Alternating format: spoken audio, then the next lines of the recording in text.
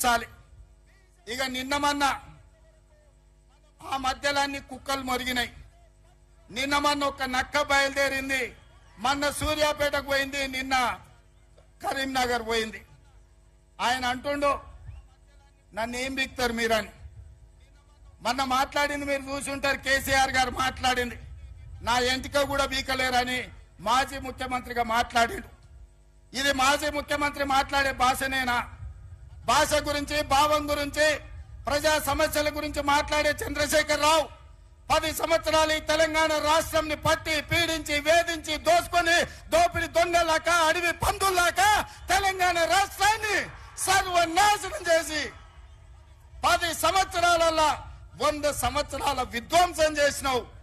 ఇవాళ మమ్మల్ని ఎంటిక బీకలేరంటావా?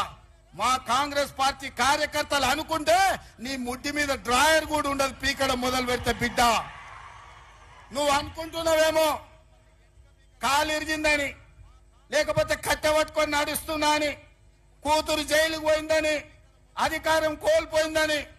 కొంతకాలం మేము సంయమనం పాటించినాం.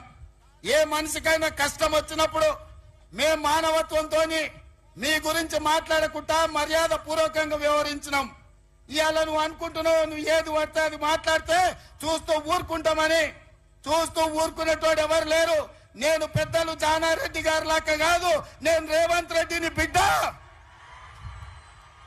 అంగిలాగు ఊడదీసి నువ్వు మాట్లాడే లత్కోర్ లఫంగ మాటలకు చెర్లపల్లి జైల్లో చిప్పకూడు తినిపిస్తా బిడ్డ. నువ్వు అనుకుంటున్నావేమో.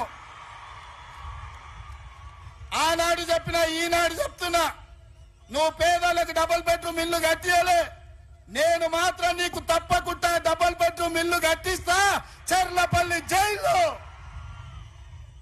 ఎందుకంటే కొడుకు కోడలు వస్తే యాడుండాలి, బిడ్డ అల్లుడు వస్తే యాడుండాలి. అందరు కలిసి చెర్లపల్లి జైల్లో ఉండేటట్టు మీకు డబుల్ బెడ్రూమ్ ఇల్లు కట్టించే బాధ్యత మా లక్షలాది మంది కాంగ్రెస్ పార్టీ కార్యకర్తలు తీసుకుంటారని చెప్పి నేను ఈ వేదిక మీద నుంచి చెప్పదలుచుకున్నా. అందుకే మిత్రులారా, మీరు ఆలోచన చేయండి. డిసెంబర్ 7 నాడు మనం అధికారం చేపట్టి డిసెంబర్ 9 నాడు